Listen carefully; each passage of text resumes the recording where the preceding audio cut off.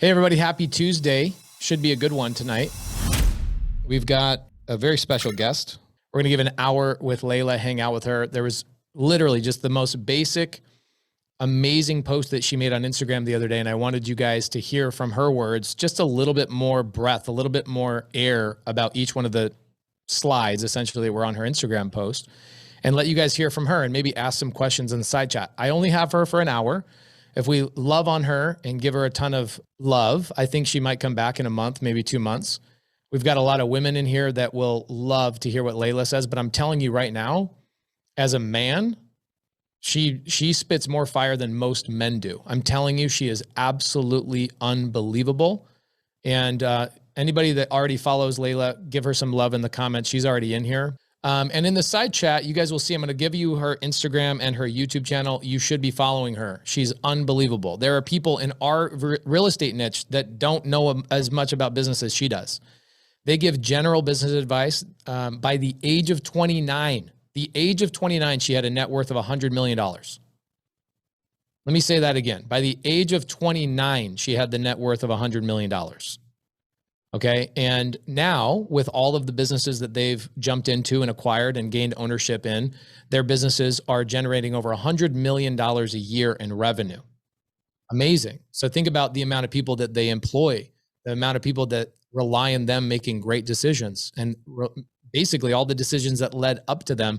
But the thing that really impresses me the most about Leila and Alex is that they are just like us.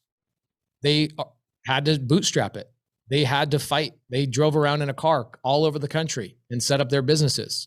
Probably slept in their car a few times, slept in crappy hotels because that's what their budget allowed for.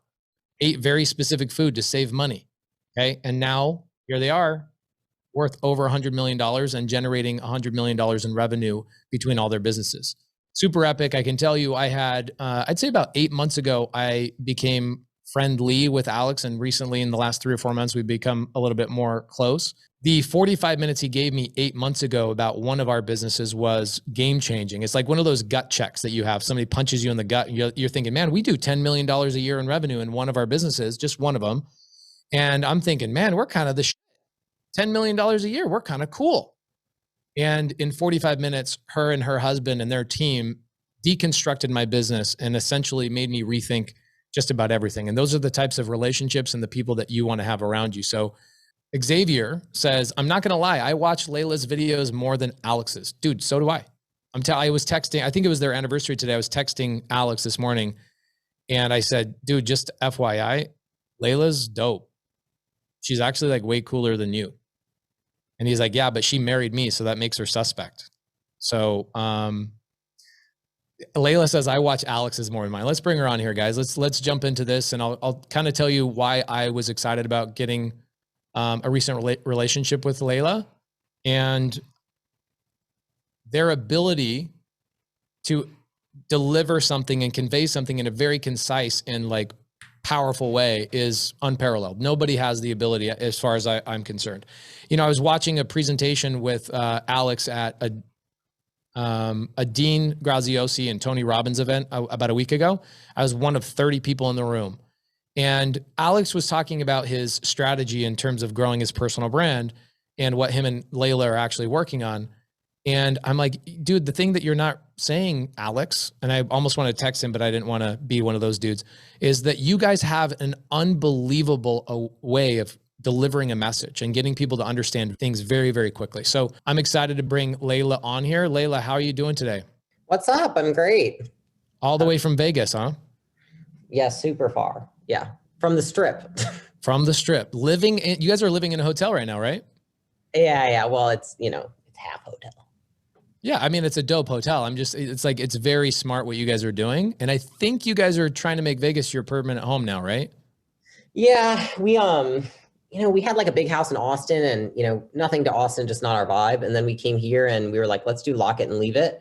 Cause you kind of go through the whole thing where it's like, you have no money, then you get the money, then you're like, I got to buy all this shit. And then you get all this shit and you're like, I hate having all this stuff. And then we even just bought a house and then we literally called our realtor like a week after, like, please sell it. Like, we actually don't want a house again. So it's like it keeps drawing you in, but then it's just too much maintenance. So yeah, no, that's an interesting thing. It's almost like a primal need to have a nest of some sort. And so like you keep going back to that need. Like I need a house and I need to have all this shit and I need to decorate it. I need to do all this stuff. But at the end of the day, it might not fit what you guys are trying to accomplish right now. No, it kind of makes me want to vomit thinking about the amount of things I would have to take care of. So it's like, which is funny because somebody who just sold their business, you guys have a pretty high net worth. You have a lot of things going on. You would think you guys would be out spending money and buying, elaborate things and all that kind of stuff. And I'm sure you guys treat yourself and all that, but I'm standing there with Alex the other day and you over at Clever Summit in Vegas. And I looked down at Alex, and for anybody that knows Alex, homeboy wears Crocs and socks. Yeah, he does. And it's like, you guys have a net worth over $100 million. This guy's wearing $40 shoes. He has to make up for the fact that I buy designer. Yeah, of course. Of course. So did your assistant tell you what I really wanted to talk about tonight? Yeah. The post I made about what I did when I was in my 20s. I love it. And you guys are so great at delivering a message. But there was a very powerful thing that hit me there. And there's so many people that struggle with those 7 things. And so tonight I'm hoping we can just give maybe 5 to 6 minutes of breath to each one of those posts. And maybe we can even do it faster and allow for people to ask some questions in the side chat, and we can give a little bit of time and then let you get out of here at 6 o'clock. Does that sound okay? Whatever you think will be the most valuable for everybody here. Absolutely. Thank you. You're amazing. So guys, let me do a little screen share for you guys, the 300 people that are hanging out in here. So Leila, this is not a live that I'm doing to like the general public. This is a private community for me. These are my people. These are people that have been with me for years, and we come in here, we hang out every Tuesday night. We do general Q&A, and they come in and they say, I have a problem with this and I have a problem with that. My business partner, this, and we spend 4, sometimes 5 hours at a time, just kind of deconstructing people's things and actually solving the problems instead of just talking about hypothetical stuff. So very intimate group of people that will absolutely follow you, love on you. They'll follow you around for the rest of your life. These are the most loyal people you'll ever meet in your life. Some of them actually came from your guys' Gym Lord program. Katie and Logan are in my group, and you know Katie and Logan, right? Yeah, we just had dinner when they were at the Vegas event. I love them. They're so great. He's right below me on the screen. Logan. So guys, Leila Hormozi, people that are just joining, had the net worth of $100 million at the age of 29. They have sold their businesses recently, or at least the businesses they were building up to that certain point up until, what was that, 2-3 months ago, you guys closed that transaction? Yeah, the last day in December. Amazing. Okay, so it's really, really recent. And now what you guys are doing is you own acquisition.com, and your job and what you're doing is you guys are going out and helping business owners similar to in my niche, right? People that are doing, I don't know, what's your target business you're going after? Are you guys going after people doing at least like 7 to 15 million a year?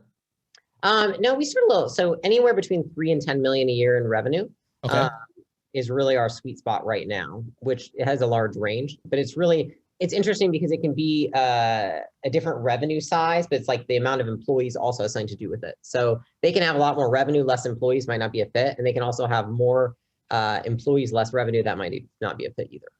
Love it. Okay, so you guys are jumping in. You're controlling or purchasing or jumping in with an equity play with each one of these businesses and saying, how do we take your $3 million or $5 million a year business up to $100 million or even more?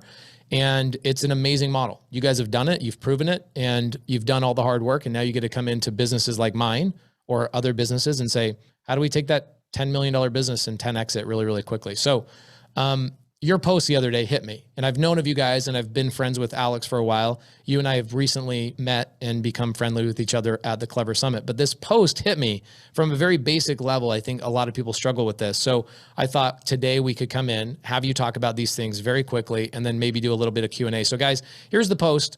Leila on her Instagram. I will give you guys her Instagram in the side chat. And by the way, if you guys DM me on Zoom, I will karate chop you. Do not send me private messages on Zoom. Please do not. So there's Leila's Instagram and Leila's YouTube. Okay.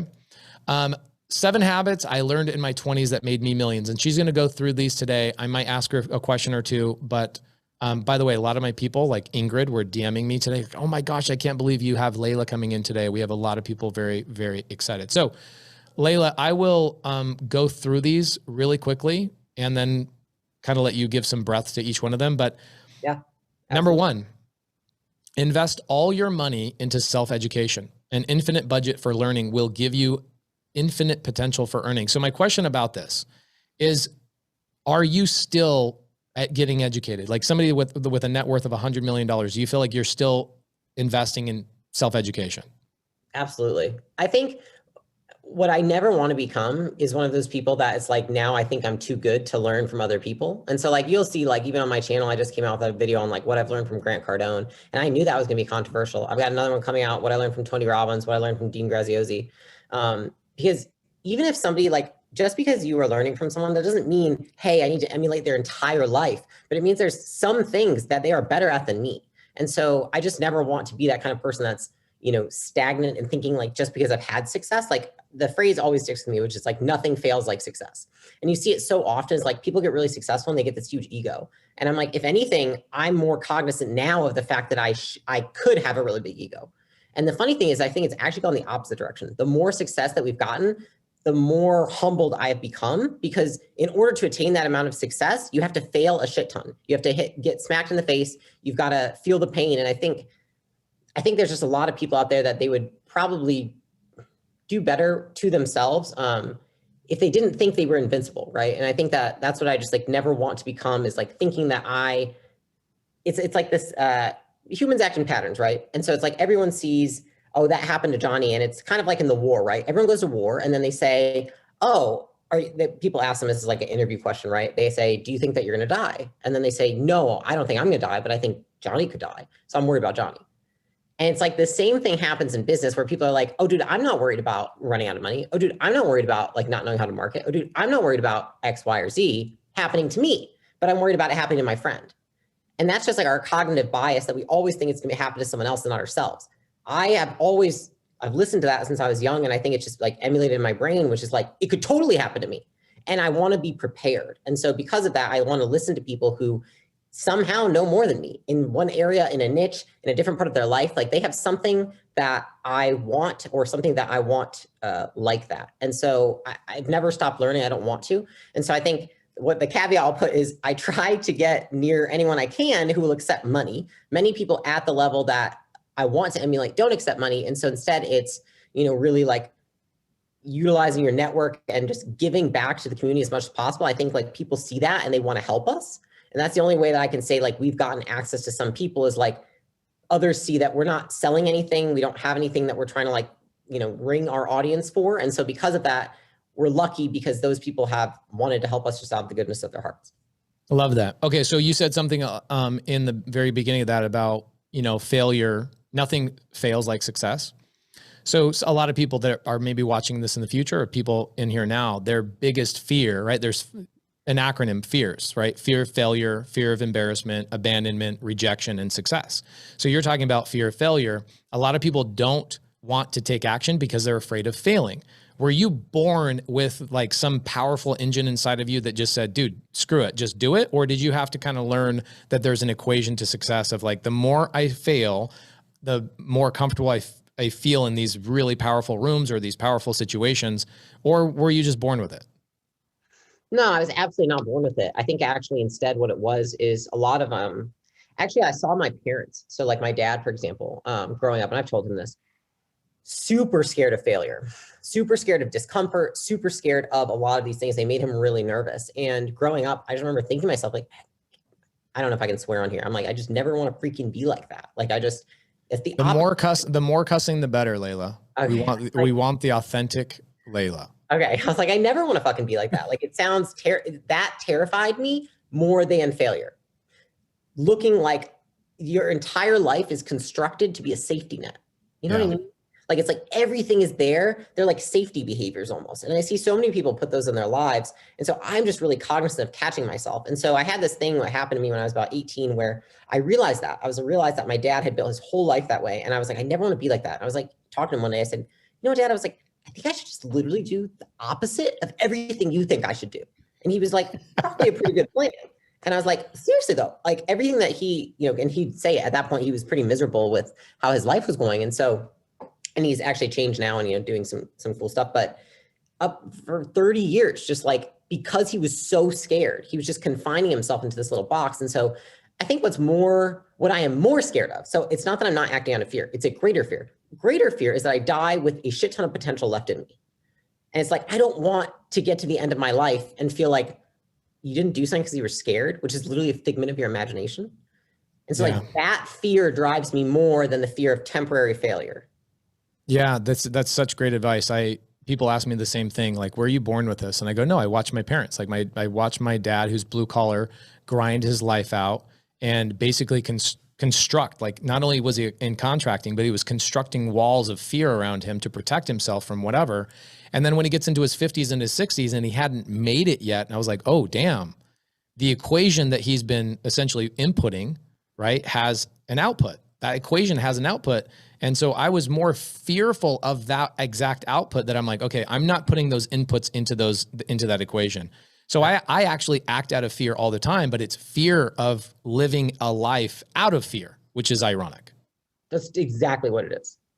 Love that. Okay, cool. So I love that. I want to go through all of these because I love this entire post. You and I could probably talk about this one exact topic for an hour. You can see my people, when they show up and they love somebody, we got 410 people in here. The comments, guys, are you guys loving this woman or what? Like, how dope is she? So, and by the way, make sure everybody help me as we're going through this interview so I don't have to continually do it. You guys know how we do. Make sure you're giving, you're sharing her YouTube link and you're sharing her Instagram. You guys need to be following her. You need to be following Alex, her husband, I guess when his Instagram gets hacked and unblocked for like the third or fourth time. It's just part of the business that we're in. So, second thing, be willing to let go. Oh, this one's so damn good.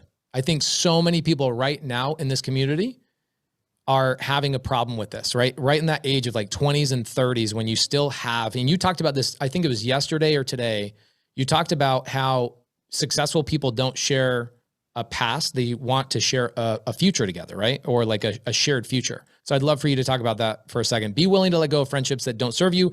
Just as crabs grow out of their shells, you must shed your past to expand into your future. Yeah, I think, if I look back at the time when I was like in my early 20s, because I'm 29, I'll be 30 soon. The biggest moments for me where things changed were when I either let go of people or I brought people into my life. And I think it's the same with business actually, which is like the biggest times of change are when you get let go of that person that shouldn't be there or when you bring in that person that's been missing that whole time. And I think the same goes for life. And so it's just something that I noticed, which is it's not that I don't like saying people are toxic. That's not something you'll ever hear me say because I don't believe that to be true. I believe you allow people, you have to set boundaries in your own life, right? And so I think that there are people who in their presence, it makes it much harder for you to succeed. Does that mean they're a bad person? No. Does that mean that they are terrible? No. Does it mean that you should fucking never talk to them again? No, not if you don't want to. But it means that your relationship with them might have to change if you want to make it easier to succeed in another area. You're succeeding in your, comfortable friendships when you stay in that kind of like zone. But it's like if you want to succeed in business or in improving your life or in your health or all these things, then you want to surround yourself around people who are emulating that, not emulating your past self.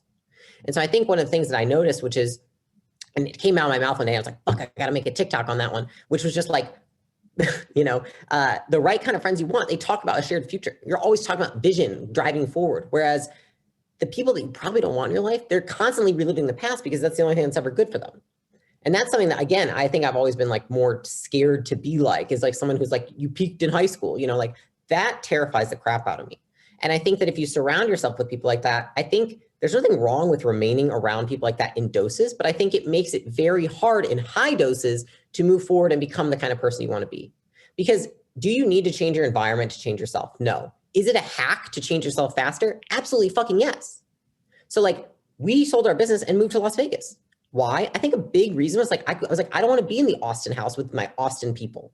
Because why? It makes me think of old Leila who ran Gym Launch and Prestige Labs and did these other things. And now I want to step into new Leila. And new Leila lives in Vegas. And so I think, is it impossible? Absolutely not. But like, I would rather engineer my human nature to make me more successful, not less. So it's like, I know that as a human, it's easier for me to improve if I'm around people who are what I want to be. And like, if I get rid of the people or am not around them as much that are what I used to be or don't want to be anymore. And so I think it's not that we have to damn people and say that they're bad people. It's just that it's just not for me now or right now or in the same dose it was. And so for me, a lot of the people that I was with, they didn't support me in my, basically I started doing bikini competitions, became a trainer. They didn't support any of that. They didn't support me moving out to California, not having a job and not knowing anybody. They then didn't support me, leaving all of my clients and then starting Gym Launch with Alex. Like they just didn't support me any leg of the way. And a lot of it was because it made them feel really insecure. And I knew that, and I was self-aware enough to know, but it's like, if I could surround myself with people who were rooting for me versus people who weren't, which one would I rather? It's like, it's kind of obvious. But I feel like everyone just kind of needs permission. They're like looking for permission to let go of those people, to let go of those friends, to let go of that family. I let go of family. I don't talk just because they're my family. Like, I feel like I make my family. So, there's some people that maybe I'm like related to them, but like, they don't support me. They don't root for me. They don't unconditionally love me. So like, are they family? I don't fucking know. We share the same genes. I couldn't love, I think this was actually my favorite part of the 7 things that you learned in your 20s. I love this more than anything else, not only because it was something that I was able to overcome or I'm still working on, but it's something that comes up so frequently. So I have a lot of people between the age of 20 to 50. And what happens is when you're 20, you don't have any other relationships besides these, I call them the crabs in the bucket, right? You guys know the stories of the crab in the bucket. The crab in the bucket is essentially the one crab decides I'm going to try to escape. What happens? Instead of those crabs stacking on top of each other and saying, hey, let's help each other get out of here, they all just pull down on that crab and you'll never get out. So I've learned the same exact thing. There's a direct correlation in my life. The less time I spend around old friends and my family, including my family, Thanksgiving, Christmas, birthdays sometimes, other than that, I don't spend any time with them. There is a direct correlation with the amount of money I make and the impact that I make as well. And so it's an equation for me. So people come to us in this group and they go, Pace, what do I say to my friends that think I'm crazy, that I'm trying to get into real estate, or I'm this, that, or the other? I'm like, my advice is probably not as articulate or as genius as yours or Alex's, but mine is, I don't say anything. I simply just don't say anything. I move on and I make new friends. And I join a community of people that are all trying to do the exact same thing, which is what you did. You moved to an area where other people were trying to be, bikini competitors, and you became friends with people. You got the conversations weren't, I love what you said. You said the conversations are about the past because that was the best part of their life and they have no shining future for anything to talk about. So everybody in your bikini competitions were basically talking about, we're going to do this, and here's a tip, and here's this, and here's what I learned last week, and da-da-da-da-da. Next thing you know, you have a new family. Totally. A brand new family. So is there something you would say to people that are struggling with friends, family, letting go and adopting a new family? Is it just, hey, you have permission, or is there something else? I think there's something else, which is you currently have an expectation that does not match with reality. The reason that so many people have a hard time letting go of family and friends is they expect that it should not, they're in their mind, it has to go perfectly and their friends and family have to understand or else they won't do it. And the reality is that your friends and family will not understand. And you should expect and think that it is normal for them to not understand and you should do it anyways. And that doesn't mean that you need to damn them and yell at them. I would never do that. I've never done it to any of my friends. They yelled at me, complained at me, told me that I was selfish. And you know what I said? It's like, I get it. That's cool. Instead of looking at it from a negative standpoint, you just change your mindset. Say, I expect this. This is perfectly fine. 100%. I'm not going to change them. You are not going to change them. They cannot even change their fucking selves. Why would you be able to change them? You can't change them. They can't change themselves. So it's just so good. So good. It's like what Dale Carnegie said. He says, a man convinced against his will is of the same opinion still. So no matter what you try and do, you're going to try and change their opinion. They're going to just dig their heels in even deeper. There's no possible way you're changing their mind. No. And that's a waste of energy anyways. Like it's hard enough to we have to put a lot of effort into changing ourselves. And so it's just put that effort into changing yourself, changing your perspective or your procedure, right? So it's procedure is get around new friends. Perspective is don't expect the old friends to understand. Love that. Are you guys happy that she came in here? We got 450 people. Give her some freaking love. And if you guys have not jumped on her Instagram or subscribed to her YouTube, please do that. And a smart thing for you guys to do is go to one of her most recent YouTube videos and make a comment down below there, guys. Give her some love. You have no idea what goes into this. I mean, a lot of you guys do. You're going through it, actually. You have to be nitty gritty to build these businesses and get to the point and have the perspectives that you have. You didn't just read a book, Leila.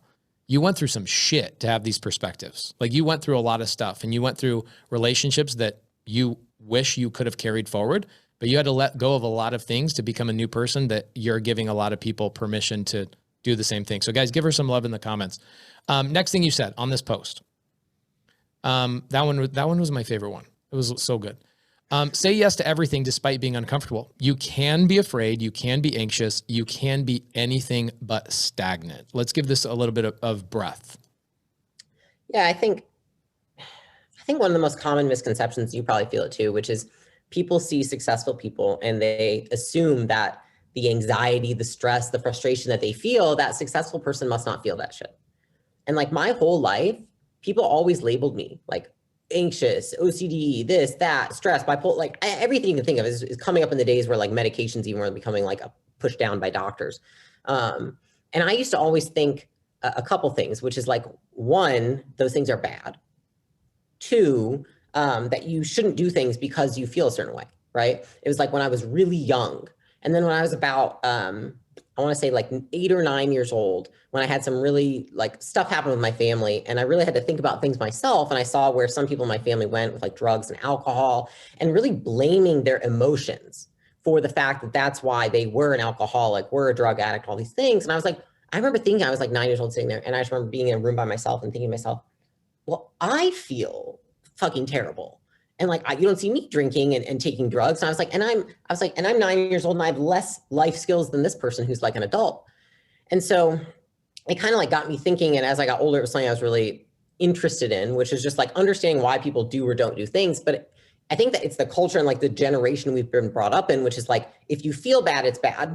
And it means stop. Right? Where it's like, actually, you know, our brains, if we understand how they work, are like 2 million years old and they're not working for us to be successful. They're working for us to survive.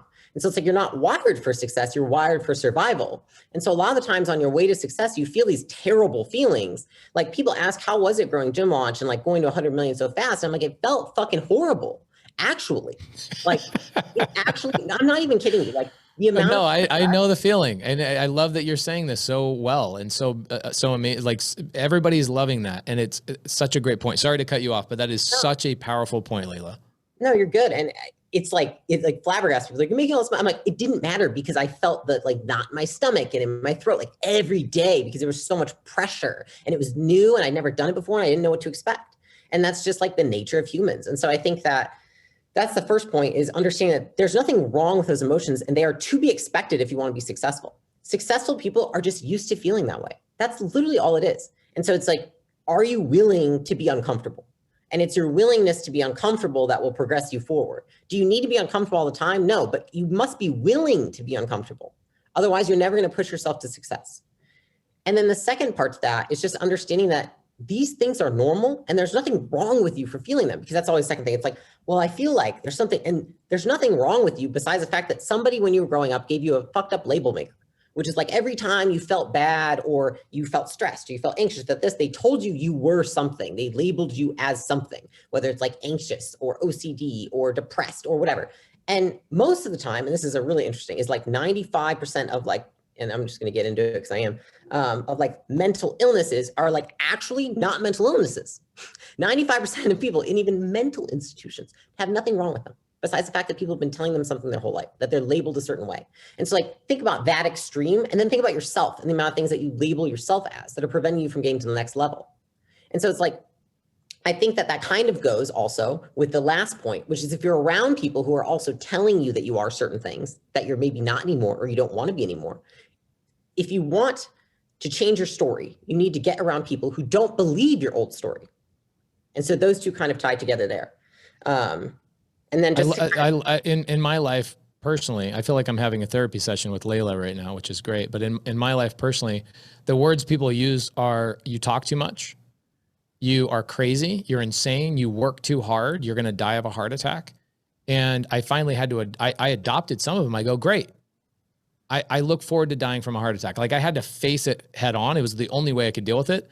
But the second I replaced those people in my life, it was interesting to see now people go, oh my gosh, you work so hard. I need you on my team. Hey, can you come over here and meet with me and do this, this, and this? It changed. It was the people that was giving me a screwed up label maker that thwarted my success in my 20s, I finally met other people that were in alignment with who I was that now told me that, dude, you work so hard. You're crazy. Like, you're crazy in the most magnificent way. I need your energy over here. And told me and taught me how to channel those superpowers. And that's one of the reasons why I love Kanye West, is because when you look at Kanye West, that dude learned how to harness that superpower and become a billionaire, even though people still to this day call him crazy. Totally. It's like, it's just the funny thing. It's like, even if what they're telling you is true, what fucking good does it do to believe it? You know what I mean? Oh, that's great. That's so great. Really, really good. All right, let's jump into the next one. We got a whole bunch of other really good ones. All right, so find multiple mentors. Seek specialists for every area of your life. It takes a village to actualize your potential. Yeah, so I think you probably get this question all the time, Pace, but people always are like, how do I find a mentor? And they're like, who was your mentor? And I was really thinking about it. I'm like, I have never had one mentor. I typically find somebody who's an expert in one area of life that I'm looking to achieve something in.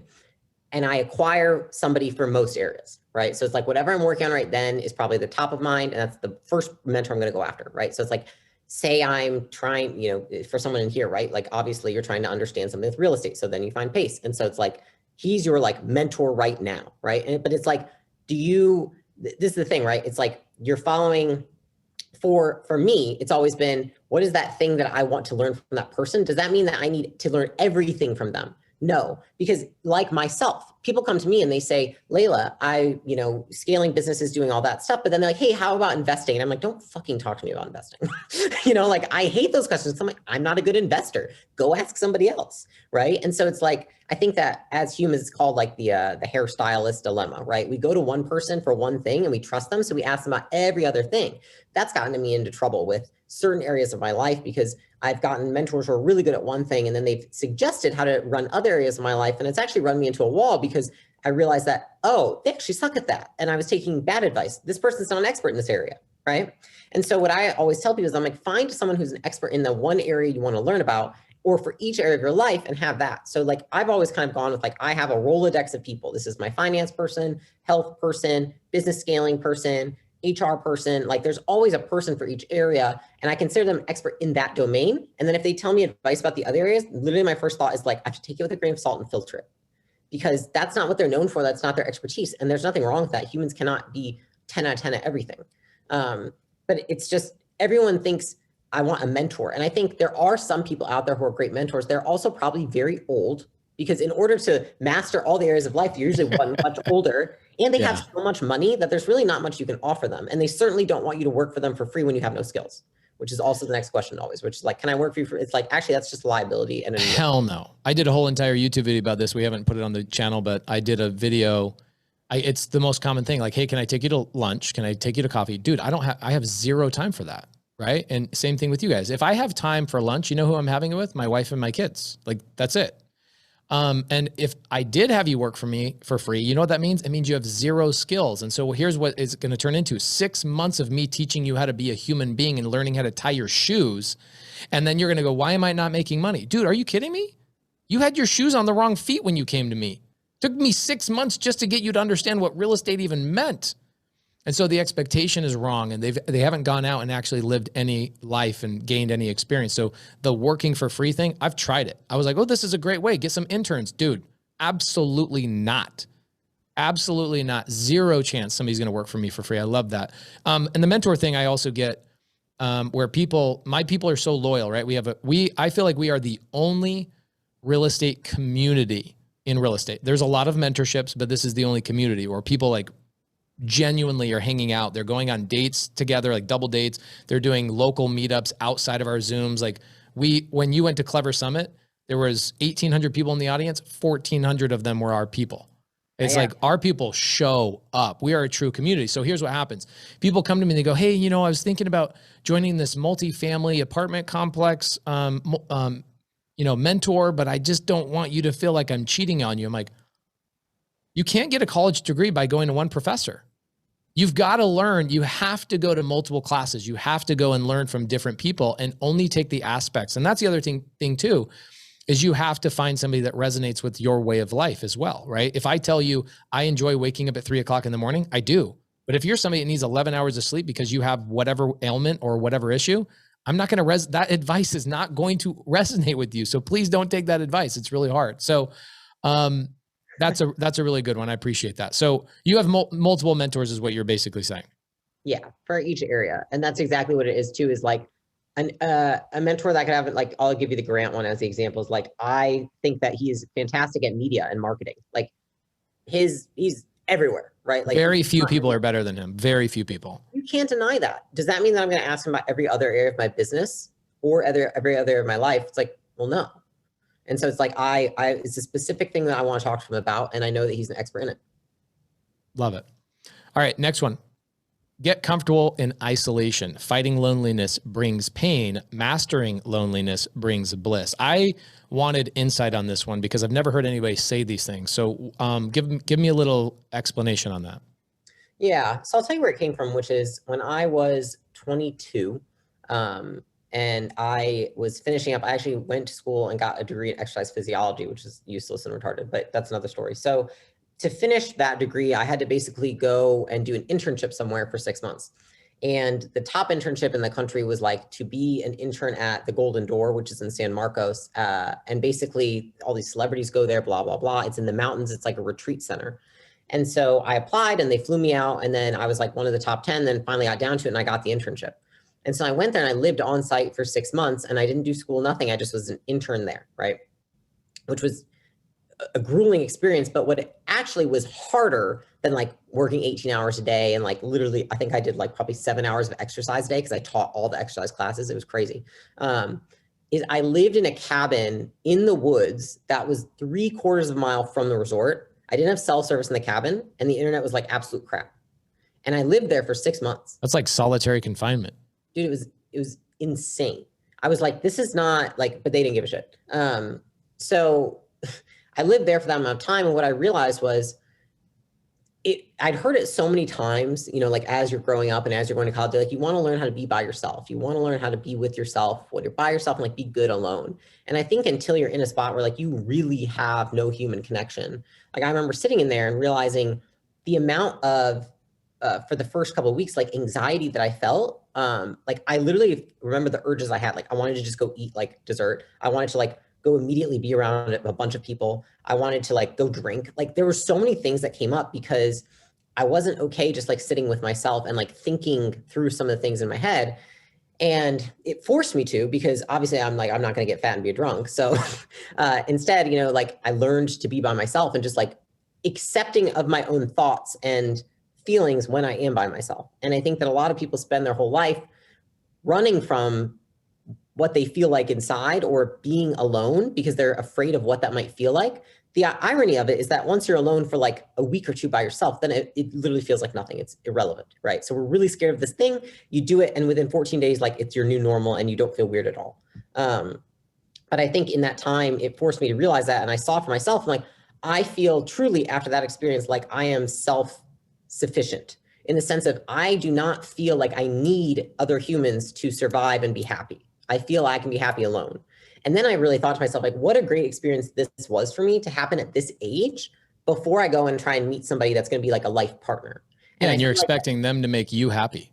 100%. And I think that's what it taught me more than anything was like, I don't expect a friend and I don't expect a partner to make me happy. And it actually lowered my expectations of others a ton. And I think a lot of people have very high expectations of others and very low expectations of themselves.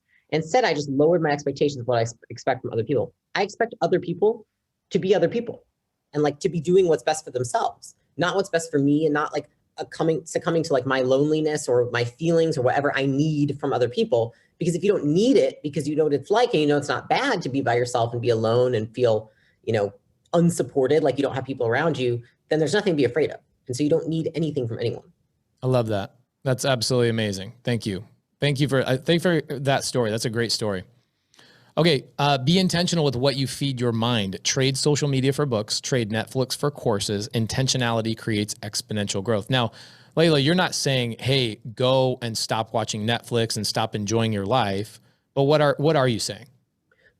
I'm saying that there's seasons of your life where you prioritize things, right? And especially, I would say probably for people in this group, like when you're getting started and you're trying to grow something from the beginning, there are sacrifices that you have to make. Now, am I saying that you never do those things? No, but like taken to an extreme, anything is bad, right? So like those things in small doses are okay. But for a period of time when you're trying to grow something else, like you only have so much attention and energy. And so it's just like being more particular with where you're putting your attention and putting your energy, because you only have so much of it. And so what I will say is like the nuance is if some of those things give you back energy, then maybe you want to do them, right? It's like, maybe it's like watch a movie with your spouse once a week, do something like that, whatever you need to do to recharge. But it's like, it always has a purpose, right? Like if I am consuming something that is not driving me forward to my goals, is because I know it's recharging me, or it's something that I do to relax, right? Which will recharge me in the end.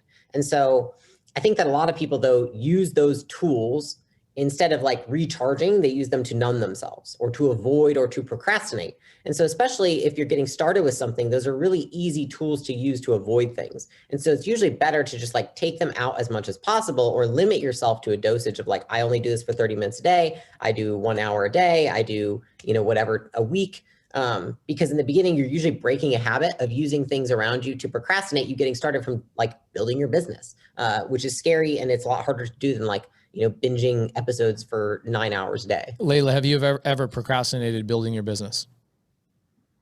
Or certain aspects of your business, like, yeah, I need to redo my website, or I need to do something. Is there anything you procrastinated? Totally. There's probably more like personal stuff I'll procrastinate, because I feel like business is, but yes, absolutely. There's definitely been things I procrastinate. You know what it is? Probably is more like people.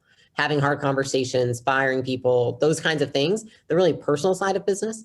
And then in the beginning, when you're getting started, it's really putting yourself out there, like taking any amount of risks, making those phone calls, trying to close those deals. Like there's so many things that people do to procrastinate those things and like take up their time so that they don't have the capacity to take those things on. They just say that they're busy. I think that that's what most people use that for. Fake busy. Yeah, fake busy. Love it. Guys, is everybody loving this as much as I'm loving this? 500 people in here. A lot of fun. Okay, master the art of self-discipline. If you want the rest of your life to be easy, make the beginning of your life incredibly difficult. Get up early, work long hours, and face your problems head on. Now, this is an interesting one because I think people at your level, my level, one of the most common questions, I'd say top 10 questions we get is, how do you find balance in your life, Leila? And it's so funny. I've watched conversations with you and Alex and Grant Cardone and, Patrick Bet-David and Gary Vee talk about balance. What is your thought on balance? And is there such a thing? I don't know why I don't know why it's become a thing. I think it's more of like the generation, if you look at like, they're trying to create if you're trying to create employees, I would say send them to school and tell them they need to be balanced, right? So I think that would be a good tool for that. I think if you're trying to achieve something in life, I don't really think that balance is a tool that is useful. I think that integration and basically, but you know what, here's the thing, fuck that. I think that most people are not on a mission. And so because they're not on a mission, they have to seek balance because it is respite from the thing that they hate doing. If you're on a mission, you don't even think, I don't fucking think about balancing my life because it's all meshed into one. Never once. No, I'm excited. It's a mission I'm driving towards and I'm excited about the future. It's like, why would I want to balance that? It's like, you should go watch a movie. I'm like, I'm not fucking tired. You know what I mean? Like, you're just like, right. Stop. Right? Yeah, like, take care of yourself, man. You need to slow down. It's like, dude, I am on a mission. And maybe some people aren't wired that way. I don't know, but like I'm not wired for the like slow down, go chill, go do this, type thing. But I think when most people say balance, it's usually because they're running from something, because the thing that they're actually working on is not what they really want to be doing. And so instead they have to seek balance because they don't want to be around that thing, or they don't want too much time taken from that thing. And so I think a lot of the times it's just the symptom of a greater issue, which is like, you're not doing what you really want to be doing with your life. I love that. Also, you brought up integration, which you then deviated from, but I think integration is very important as well. Like integrating your wife or your spouse or your kids or your friend, not your friends. I don't hire friends, but getting your spouse involved in what you're doing. It doesn't mean hire your spouse. It doesn't mean necessarily partner with your spouse. In your guys' situation, that works. In my situation, that works as well. My wife is on the TV show with us. My wife is my realtor for all of our transactions. My wife and I do a tremendous amount of stuff together. My wife just signed up with Elena Cardone right underneath her and is building some stuff with her. So there's a lot of cool things that my wife is doing. If I felt like I had to update my wife on everything that I was doing every single day, I could find that problematic and a little bit more challenging in the sense like, okay, well, I'm out here building a kingdom. So I have to come home and tell my queen or tell the person that's, benefiting from this with me, this is what I did. This is where I'm going. This is why I'm traveling here. This is why I'm speaking here. This is why this is happening. Da, da, da, da, da, da, da. But because there's some integration, even on a small level, I think integration benefits and kind of alleviates a lot of that stuff. What were you going to say about integration? I was going to say, I like the word integration, which is everything is of one system, right? Because here's what I think when I think of balance. It's often the balance between, and a lot of people say it like it's with family or a spouse and themselves. It's usually others and self that are like the conflict of balance. And usually what I picture when I think of that is like a seesaw. And I'm on it going this way, and you're on it going this way. And we have to try and balance because we're actually not on the same path. And so a lot of the times too, is when you see people who are saying, I need balance, a lot of times it's because people come to us to have, husband, spouse, but it's like, they're actually not on the same mission together. And so like, you don't need to be working together to be on the same mission together, but life is a mission that you should be on together.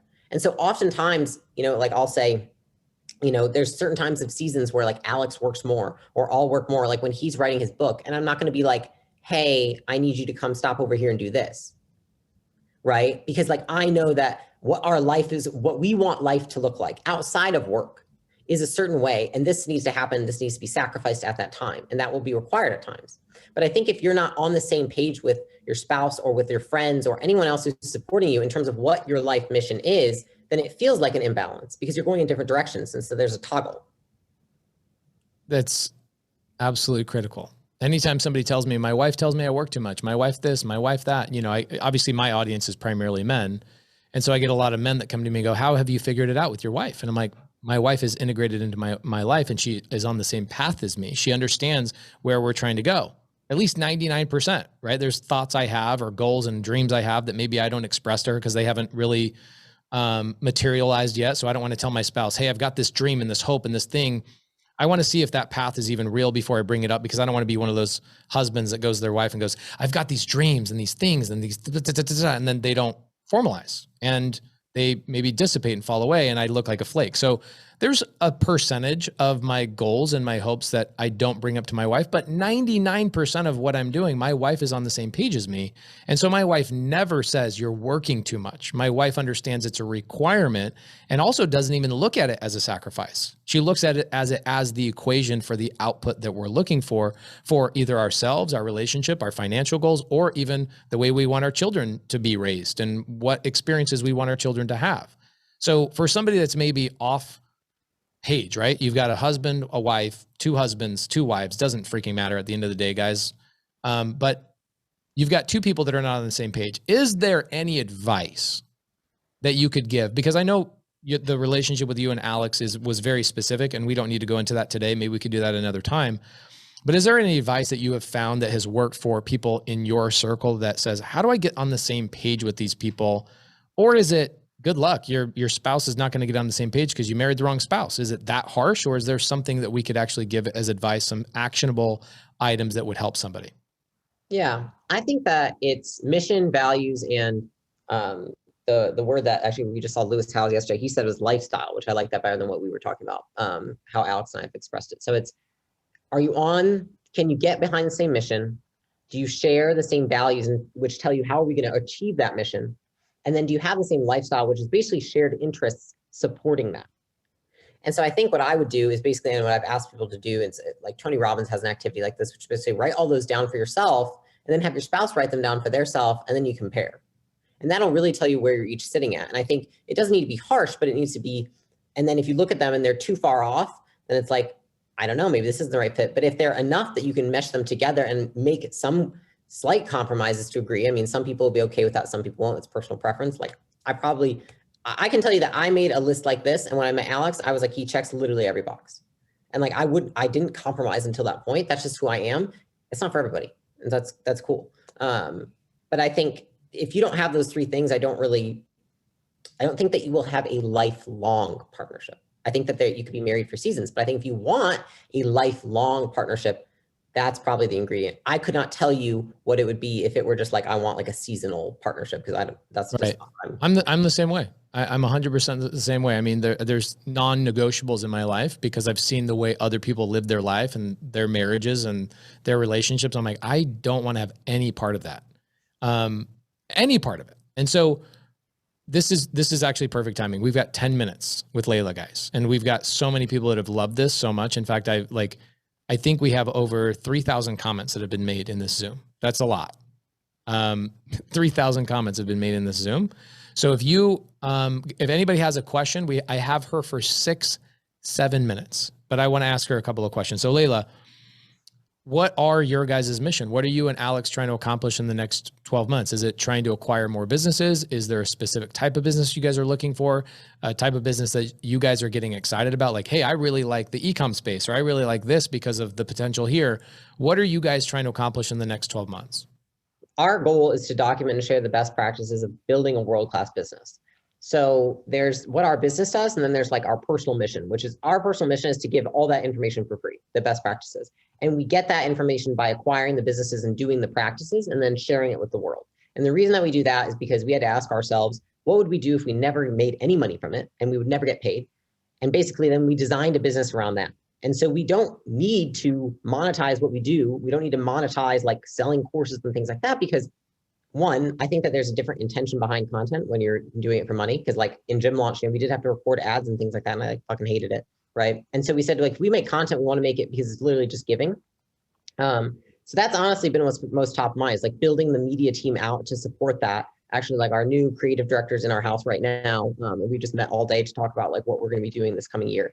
So that's what's most exciting for us. In terms of the business side, we're looking at acquiring 2 businesses a month, and we have, we acquired. Guys, listen to what she just said. This is a girl that left home that was moved to California, had no job, no nothing. Just said, we're looking to acquire 2 businesses per month. That's a pretty dramatic growth, right? Not just mindset wise, but financially, personal, everything else along the way. That's pretty freaking amazing. I think it's what's interesting, Leila, is you've grown comfortable saying those words, and that's pretty powerful, is that other people can be in that position. How much time did that take from the time that you were essentially moving out to California, resetting your life, to the day that you could say, we're on track, or our goal is to acquire 2 businesses per month? To be honest, I don't think there was like a key moment. I think that. No, not a key moment. What was the time frame? What was how much of a time frame was that? I mean, it's been 7 years. 7 years. But the majority of the momentum has probably happened in the last 3, maybe 4 years, right? Yeah, since 2018, I want to say. So for the first several years, I remember seeing photos of you and Alex in, I don't remember, what was the car you guys had? You were driving around in this little teeny car. Prius, yeah. You were driving around in an old Prius, cruising around. And now when you were driving around that Prius, did you guys have the vision of, we know this is going to work out, we just need to keep grinding out? Or was it like, we don't know, but we're risking it? I think that it was, we both knew that we would be successful. We were not like crystal clear as to what that was going to look like. We knew that we wouldn't stop until we succeeded. We just weren't like, hey, it's going to be Gym Launch. Like we stumbled into it. And then when we saw it, we're like, oh, this is it now. But we didn't stop trying. We didn't give up. And I think that's the main thing, is like, if you have that vision that that you're going to be successful, you don't give up. And so, and it's kind of like, which came first, the, chicken or the egg. But did you guys fail along that journey in finding Gym Launch? I mean, yeah, we ate shit. We lost all the money like 3 times. We were sleeping at one of the clients from one of Alex's gym's house for a while in like a twin bed. You guys were sleeping at one of your clients' houses in a twin bed. Yeah. And the funny thing, they didn't even want us to leave after. They were like, you guys are great. But the funny thing is, like, everyone on here is probably like getting started with something too. And like, if you play out the worst case scenario, like I tell you these things, like I could be like, oh, poor me, we were sleeping. I'm like, it wasn't even that bad. Come on. You know what I mean? Like, we're not like trying to get food and water. I mean, like, we're sleeping at someone else's house. Like, you actually make friends with them, and like they cook food and you get to have something. Like, it's not that bad. So I think a lot of people are really scared of things that they hear other people go through. But like the reality is like, it's really, the idea is more terrifying than the event itself. I love that. Okay. My last question, I'll let you go. Do you ever hang out with anybody that complains? And if somebody finds themselves complaining, do you have any advice for those types of people? You have to really think about that one, because I realized this today. I was like, I literally don't have any friends that complain. It was actually after the post that you made talking about the shared futures. I was like, I literally don't have friends that are going around complaining and talking shit. Like I don't have any right now. And it's where most of my momentum is coming from, is just the friends that I'm associating with. Do you have anybody that you are associating with that is a complainer? No, I don't think so, actually. I think that when there comes like, there's certain moments where someone's like, can I tell you about my day? You know, like when you get to a certain level and like, it's not complaining, but it's, you know, in the story. So I do actually like to think that like some of my friends who like, we do just talk about like shared vision, we can be comfortable enough with each other that we can talk about those things, but it's not in a negative manner or placing blame on anyone. Well, you're talking about an issue that maybe you're having in your business and saying like, look, I don't know how to solve this problem, or what this happened in my business. You're not complaining. You're just bringing up an issue. Totally. Do you find that people, as they're coming up in the world, like they can actually get rid of that complaining? Because I feel like one of the most important things people need to shed in their journey is finding a reason to complain and a reason to blame anything on anybody else but themselves. Yeah, it's interesting. I think it's probably just a shift in self-awareness to going from thinking that everything is someone else's fault to thinking it's all your own. Because you probably wouldn't complain much if you knew that you were complaining about yourself the whole time. You know what I mean? If you're like, oh, this is all my fault, then it just feels terrible. Oh my gosh, that's so great. You wouldn't be complaining a lot if you realized it was actually you were complaining about. That's so damn good. Yeah. All right, guys, everybody give her some love. I would love to get you guys to follow her on Instagram, make some comments on there so that Instagram gives her, you know, gets her back into your guys' feed if you guys aren't already on there.